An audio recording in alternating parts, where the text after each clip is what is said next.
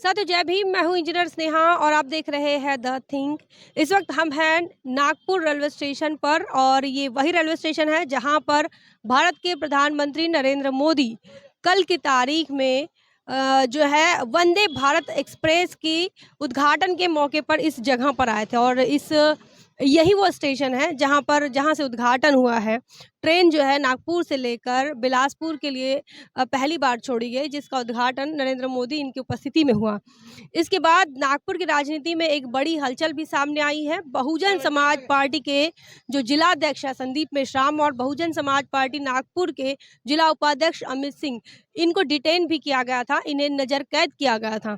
तो ये प्रधानमंत्री नरेंद्र मोदी का नागपुर में आना और बहुजन समाज पार्टी के अध्यक्ष उपाध्यक्ष इनको नजरबंद करना, इसमें क्या ताल्लुक है, इसमें कितना संबंध है, क्यों इन्हें नजरबंद किया गया था, क्यों इन पर पुलिस नजर रख रही थी, इस पर आज हम बातचीत करेंगे। और बातचीत के लिए आज हमारे साथ मौजूद हैं बहुजन समाज पार्टी नागपुर के जिलाध्यक्ष संदीप मेश्राम जी और साथ ही बहुजन समाज पार्टी के जिला उपाध्यक्ष अमित सिंह जी। तो इनसे बातचीत करेंगे। सबसे पहले सर मैं जानना चाहूंगी कि आपको जो नजर कैद किया गया था पुलिस प्रशासन के माध्यम से, तो ये प्रधानमंत्री नरेंद्र मोदी का और आपको जो डिटेन किया गया, तो इसमें क्या संबंध है? ये संबंध मनुवादी व्यवस्था में, जो मनुवादी व्यवस्था के जो लोग सत्ता में है, उनको, जो बहुजन महापुरुष है, उनका अपमान ये हर समय पर हर वक्त पे करने का प्रयास करते हैं। नागपुर शहर में वर्धमान नगर में विश्व वंदनीय परम पूज्य डॉक्टर बाबा साहब अम्बेडकर का पुतला है और वो पुतले को हमारा बहुजन समाज पार्टी का निवेदन के माध्यम से कहना था कि जो आपने अम्बेडकर स्टेशन नाम जो दिया हुआ है, वो अम्बेडकर स्टेशन को आप विश्व रत्न डॉक्टर बाबा साहब अम्बेडकर स्टेशन ऐसा नाम दिया पूरा नाम दिया जाए। पूरा नाम दिया जाए। जो कि आपने जो नाम रखे हैं वो महापुरुष का अपमान है।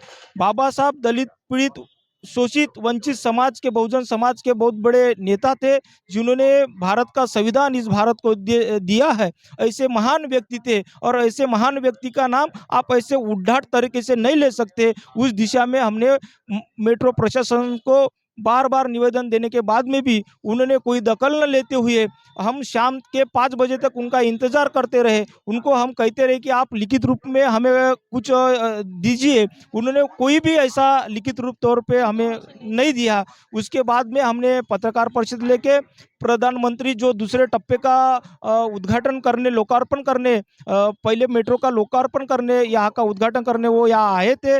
तो बहुजन समाज पार्टी के तरफ से, अम्बेडकरी समाज के तरफ से, बहुजन समाज के तरफ से हम उनका निश्चय दर्शाने वाले थे। पर इन मनुवादी व्यवस्था ने हमें पहले दिन ही रात को 2 से 2:30 बजे के बीच में हमें नज़रबंद कैद कर लिया और हमारे जो निश्चय दर्शाने का काम रोकने का प्रयास इस राज्य सरकार तथा पुलिस प्रशासन ने किया।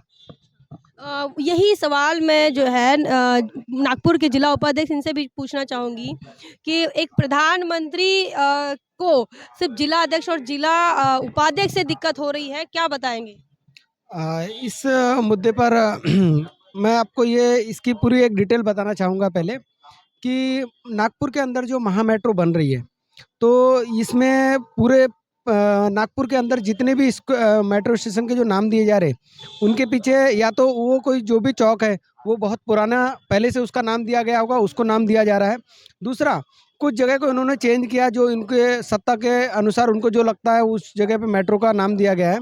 हमारी बहुत पहले से ये डिमांड थी कि इस नागपुर के अंदर नारी रोड पर जो मान्यवर कांसीराम साहब टी पॉइंट जो नाम दिया गया है, उस टी पॉइंट का नाम जब मेट्रो स्टेशन बनने का काम शुरू था तभी हमने बार बार निवेदन दिया कि इस जगह का मेट्रो स्टेशन का नाम मान्यवर कांसीराम साहब टी पॉइंट देना चाहिए। और उसका निवेदन देने के साथ साथ हमको ये बात पता थी कि आने वाले समय में महाराष्ट्र प्रशासन, जो भी सरकार हो, वो हमेशा हमारे महापुरुषों के साथ भेदभाव करती है। अच्छा, उन्होंने वो नाम तो वहाँ पर नारी रोड का टी पॉइंट दिया, लेकिन साथ ही जानबूझकर, अगर मैं उसको गलती भी बोलूँ तो गलती अगर हुई है तो हमने बार बार अवगत कराया तो उसको सुधार लेना चाहिए था, लेकिन सुधारा नहीं। इसका मतलब है वो गलती जानबूझ के की गई है कि वर्धमान नगर में जो एक पुतला लगा हुआ है बाबा साहब का, बड़ा विशाल पुतला है और वो उस एरिया का काफ़ी ज़्यादा फेमस जगह है। उस जगह का नाम डॉक्टर बाबा साहब अम्बेडकर चौक ऐसा नाम दिया गया है। तो फिर जब मेट्रो स्टेशन वहाँ पर बना तो उसको सीधा अम्बेडकर नाम दे दिया। ये कौन सा बात हो गया? क्या आपने इस देश के अंदर किसी भी महापुरुष का नाम इस तरीके से लेते हुए देखा? कहीं पे गांधी चौक लिखा रहता है क्या? नहीं, उसको बाकायदा सम्मानजनक नाम दिया जाता है। तो हमारी ये डिमांड थी कि ये तो अम्बेडकरी समाज के साथ एक खिलवाड़ है, क्योंकि नागपुर ये जो है ये तो कैपिटल है अम्बेडकरी समाज का, पूरे देश में ये कैपिटल है। उसके बावजूद आप सबसे बड़े महापुरुष को, मतलब विश्व के सबसे बड़े महापुरुष के साथ आप ऐसा बर्ताव करोगे तो ये ठीक नहीं है। हमने उनको बार बार अवगत कराया कि अब अगर आप ये बात को नहीं मानेंगे तो कहीं ना कहीं जन आक्रोश बढ़ेगा और ये मुद्दा आगे चल के बहुत ज़्यादा विकराल रूप ले लेगा। इसीलिए हमने उनको अवगत कराया, महा मेट्रो को बार बार निवेदन दिया कि आप इस नाम को सुधारें। अगर आप नहीं सुधारेंगे तो बहुजन समाज पार्टी, जो लोग हमारी तरफ आते हैं कि भाई इसके ऊपर आप आवाज़ उठाइए, तो हमारा तो दायित्व बनता है कि हम जनता की आवाज़ उठाएंगे। तो हम उस आवाज़ को उठाने के लिए हमने उनको शुक्रवार को शाम को एक निवेदन दिया कि आप शनिवार शाम 5 बजे तक हमको लिखित रूप में दीजिए कि हम इसको इसी तरीके से सुधार करेंगे। लेकिन उनको लगा कि भाई बहुजन समाज पार्टी के कार्यकर्ता करेंगे क्या कर लेंगे। तो हमने जब उनको ये चेतावनी दी कि अगर आप नहीं मानेंगे तो फिर हम माननीय प्रधानमंत्री जी जब नागपुर आएंगे तो हम उनका विरोध करेंगे कि आप। आपने काले झंडे दिखाए उनको? हाँ, काले झंडे दिखाने के लिए हमारे सारे कार्यकर्ता, घोषणा किए थे या दिखा दिए? हमने प्रेस कॉन्फ्रेंस करके उनको निवेदन देकर भी ये बोला था। हमारा मकसद ये था कि आप इसको सुधार करें। शाम 5 बजे तक आपको अल्टीमेटम दिया, लेकिन जब उन्होंने नहीं माना तो हमने शाम को 5 बजे के बाद सारे तैयारी की कि हम माननीय प्रधानमंत्री जी के सामने अपना विरोध दर्शाएंगे। और हमारे कार्यकर्ताओं ने झंडे, साथ ही जो हमारे कटआउट्स थे वो सारी तैयारी हमने की थी। लेकिन प्रशासन ने रात के 3 बजे ही हमारे माननीय जिलाध्यक्ष जी को नज़रबंद, मतलब उनको घर से अरेस्ट कर लिया और उनको लेकर गए। उसके बाद जब ये खबर मुझ तक पहुंची तो मैंने सबसे पहले प्रशासन को ये जगाने की कोशिश की कि भाई आप हमारे जिलाध्यक्ष को रिहा कीजिए या फिर हमारे सारे कार्यकर्ता पुलिस स्टेशन को घेराबंदी करेंगे। मैंने जैसे ये मैसेज डाला, अगले ही आधे घंटे के अंदर उन्होंने मुझे गिरफ्तार कर लिया और मुझे नज़रबंद करके हुड़केश्वर पुलिस स्टेशन में रखा गया। हमने बार बार ये निवेदन किया। देखिए, इसके पीछे आपको मंशा बताता हूँ कि इस नागपुर के अंदर कई मेट्रो स्टेशन चेंज किए गए। जैसे यहाँ पे 0 माइल है, वो वर्ल्ड फेमस है, उसको आपने फ्रीडम पार्क नाम दे दिया। अगर ये हो सकता है तो फिर बाबा साहब का नाम जो आपने गलत तरीके से लिखा उसको क्यों नहीं सुधारा जा सकता? ऐसा जानबूझकर कर रहे हैं, ऐसा लग रहा है आपको ये जो प्रश्न? इसके पीछे मैं आपको रीजन बताता हूँ कि इस देश के अंदर, इस नागपुर के अंदर सबसे फेमस जगह कोई है तो वो दीक्षा भूमि है, जो पूरे विश्व में फेमस है। फिर दीक्षा भूमि के पास से अगर कोई मेट्रो स्टेशन है तो उसका नाम दीक्षा भूमि मेट्रो स्टेशन होना चाहिए था, लेकिन ऐसा नहीं किया गया। उनको जब हमने ये सवाल किया कि आपने ऐसा क्यों नहीं किया, आपने क्यों वहाँ पे जो दीक्षा भूमि के पास जो है हमारा राटे कॉलोनी जो मेट्रो स्टेशन नाम दिया, उसका आप दीक्षा भूमि दे सकते थे, इससे लोगों को भी वहाँ दीक्षा भूमि पहुँचने में आसानी होती। लेकिन नहीं, वो तो पुराना था, पहले से नाम था, इसलिए उसको चेंज नहीं कर सकते। फिर फ्रीडम पार्क कैसे चेंज हो गया भाई? मतलब तुम्हारे जो मन में आएगा वो आप कर लोगे, लेकिन इस नागपुर के अंदर जो अम्बेडकरी समाज है उसके साथ आप खिलवाड़ करोगे। एक जातिगत मानसिकता यहाँ पर जातिगत मानसिकता आपको दिखाई पड़ती है, क्योंकि बाबा साहब के नाम के साथ खिलवाड़ करने की कोई जरूरत नहीं। और गलती हुई भी है तो उसको तुरंत सुधार लो। साल हो गए आपको, आप सुधारने को तैयार नहीं हो। हम लोग ने अगर उसका विरोध करने की बात की तो आप हमको अरेस्ट कर लोगे, मतलब हमारी आवाज़ दबाने की कोशिश करोगे। लेकिन अब क्योंकि हमने इनको हर तरीके से समझाने की कोशिश की, लेकिन अब बहुजन समाज पार्टी इस पे आक्रामक तरीके से, महा मेट्रो में जिस तरीके से उन्होंने उद्घाटन भी कर दिया, ट्रेनें चालू है, लेकिन मेट्रो स्टेशन का नाम वो चेंज करने को तैयार नहीं है। अगर वो नहीं करेंगे तो हम इससे ज़्यादा आक्रामक तरीके से महा मेट्रो का विरोध करेंगे और आने वाले समय में हम मेट्रो स्टेशन को चलने नहीं देंगे जब तक वो इस चीज़ को सुधार नहीं करेंगे। ये बहुजन समाज पार्टी की जीत है और ये हम करके रहेंगे। तो मैं वापस जिलाध्यक्ष के पास आना चाहूँगी। मैं जानना चाहूँगी कि किस प्रकार आपकी अरेस्टिंग हुई और किस प्रकार आपको नज़रबंद कर दिया गया है? रात में 2 से ढाई बजे वो मेरे घर में आए। घर में आने के बाद में बोले आपको पुलिस स्टेशन चलना है। तो मैंने बोला क्या कारण है? नहीं, बोले आपको चलना है, साहब ने बुलाया है। मैंने बोला मैं सवेरे आऊँगा, ये कोई समय नहीं है आने का। नहीं, बोले आपको चलना है, नहीं तो हमें और पुलिस प्रशासन बुलाना पड़ेगा। 3 पुलिस अधिकारी वहाँ पे आए थे। उसके बाद में मुझे लगा कि घर वाले परेशान होंगे तो मैं उनके साथ में रात में ही चले गया। और चले जाने के बाद में जो दूसरे दिन का जो प्रयास था कि नरेंद्र मोदी जी को काले झंडे दिखाने का, वो हमारा प्रयास कामयाब नहीं हुआ। और यही मानसिकता के जो लोग हैं, यही जो मानसिकता के लोग जो जो जो उन्होंने सोचा था वैसा ही उनका काम हुआ।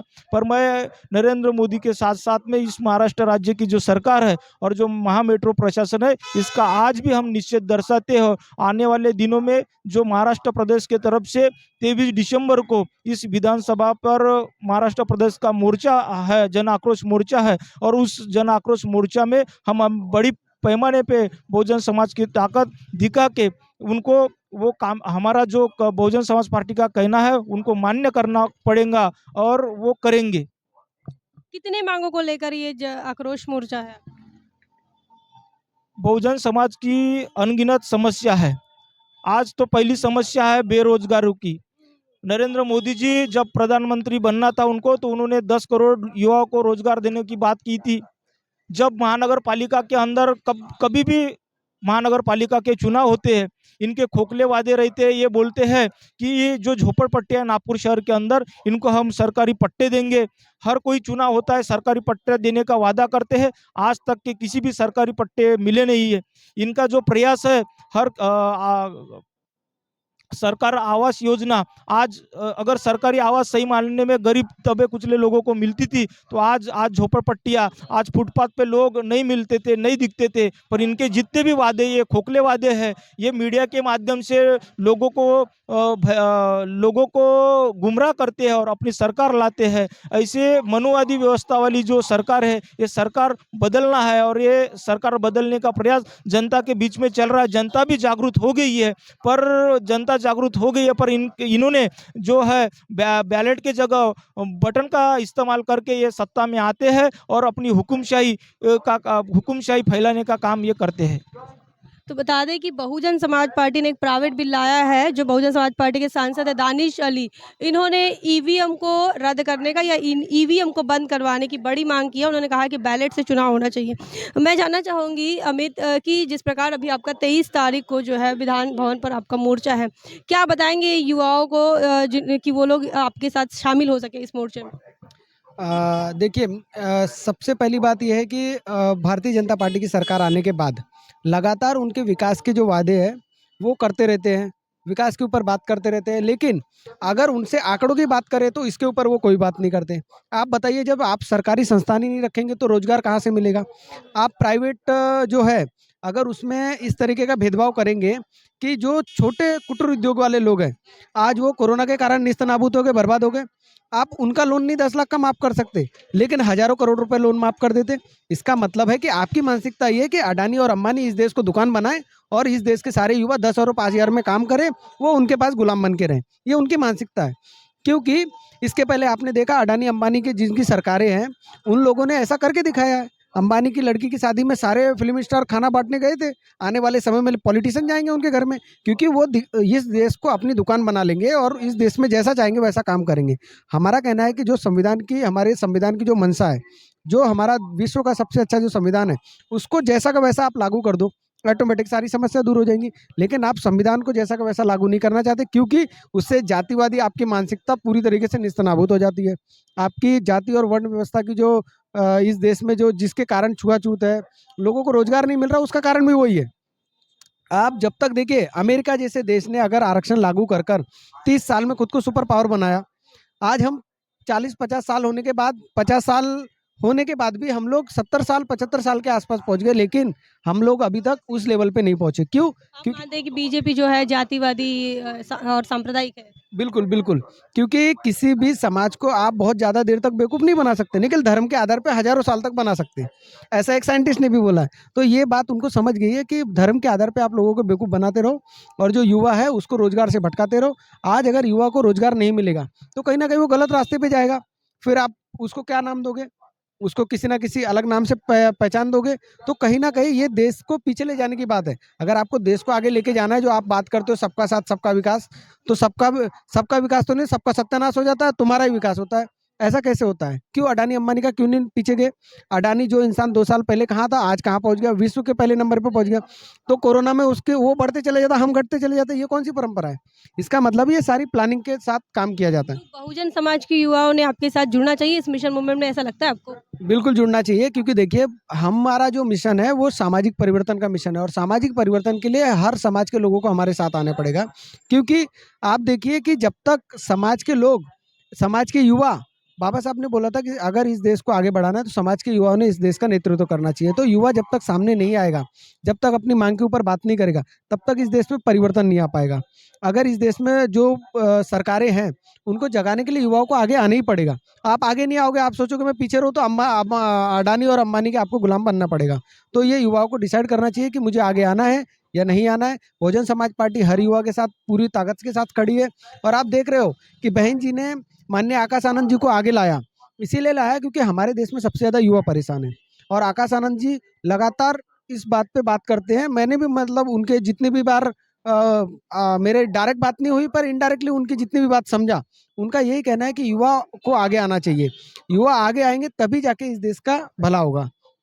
और इसीलिए आकाश आनंद जी हमेशा चाहते हैं कि इस देश में शिक्षा पे, रोजगार पे, इस पे बात होनी चाहिए, सांप्रदायिकता पे बात नहीं होनी चाहिए। हमने जो बात उठाई है, आप देखें मेट्रो स्टेशन की जो बात उठाई, वो क्या गलत है? आप बता दीजिए। हमने मेट्रो प्रशासन को ये भी बोला कि अगर हमारी मांग गलत है आप ये लिख के दो कि आपकी मांग गलत है, हम इसको नहीं मान सकते, वो तो दो। मेट्रो प्रशासन और पुलिस प्रशासन और साथ ही जो महाराष्ट्र की सरकार है बीजेपी शिवसेना, सबकी मिली भगत से ये तमाम चीजें हो रही हैं। बिल्कुल मिली भगत से हो रही है, क्योंकि मानसिकता सबकी एक है कि इस देश में किसी भी तरीके से बहुजन समाज पार्टी जो समतामूलक समाज का निर्माण करना चाहती है उसको रोकना है।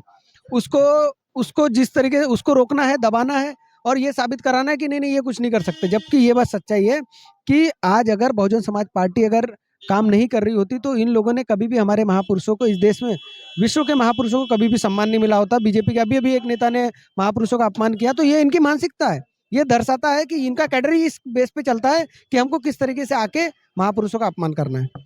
23 तारीख को बहुजन समाज पार्टी की ओर से एक बड़ा आंदोलन विधान भवन पर हो रहा है। नागपुर की विधानसभा पर बहुजन समाज पार्टी आंदोलन कर रही है अलग अलग मांगों को लेकर। साथ ही जिस प्रकार से यहाँ पर जो मुद्दा चल रहा है मेट्रो पालिका का, और जो भी इस मुद्दों को लेकर जिन्हें इन्हें अरेस्ट किया गया था, इन्हें नज़रबंद किया गया था, उन मुद्दों को लेकर, और साथ ही बेरोजगारी, महंगाई, तमाम चीज़ों को लेकर जो है बहुजन समाज पार्टी विधान भवन पर आक्रोश मोर्चा ले रही है। और मुझे लगता है बहुजन समाज पार्टी के प्रदेश अध्यक्ष भी इसमें मौजूद रहेंगे।